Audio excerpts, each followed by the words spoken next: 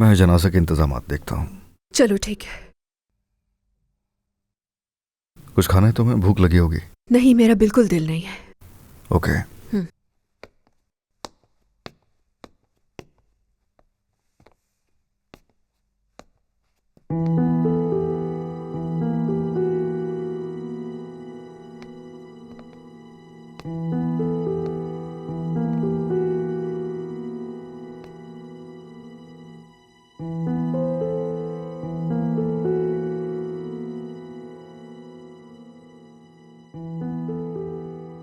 दोबारा ये लड़की नवाल के करीब ना आए।